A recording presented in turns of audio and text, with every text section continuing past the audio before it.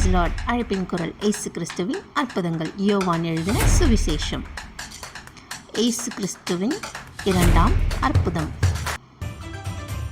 எருசலேமில் பண்டிகை காலத்தில் இயேசு கிறிஸ்து செய்த அற்புதங்களையும் அடையாளங்களையும் கலிலேயர்கள் பார்த்து இயேசு கிறிஸ்துவை சந்தோஷத்துடன் ஏற்றுக்கொள்கிறார்கள்.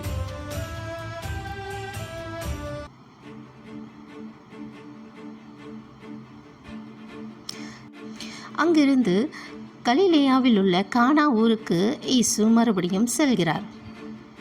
அப்பொழுது கப்பர்நகூமிலே ராஜாவின் மனுஷரில் ஒருவன் குமாரன் வியாதியாய் இருந்தான்.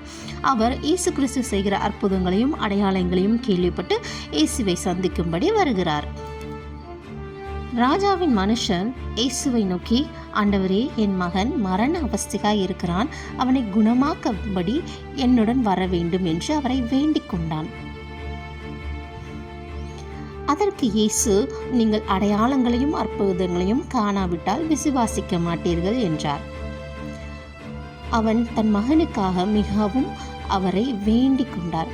அது நிமித்தமாக இயேசு கிறிஸ்துவானவர், நீ போ, உன் குமாரன் பிழைத்திருக்கிறான் என்றார். அப்படியே ராஜாவின் மனுஷன் புறப்பட்டு செல்கிறார்.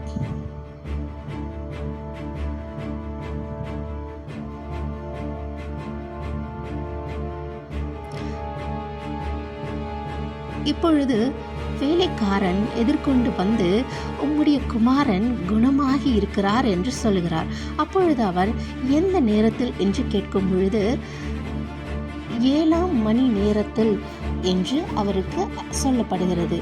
இயேசு கிறிஸ்துவானவர் சொன்ன அதே நேரத்தில் தானே அவருடைய குமாரன் சுஸ்தமாகி இருந்தார். இதுவே இயேசு கிறிஸ்து செய்த இரண்டாம் அற்புதம்.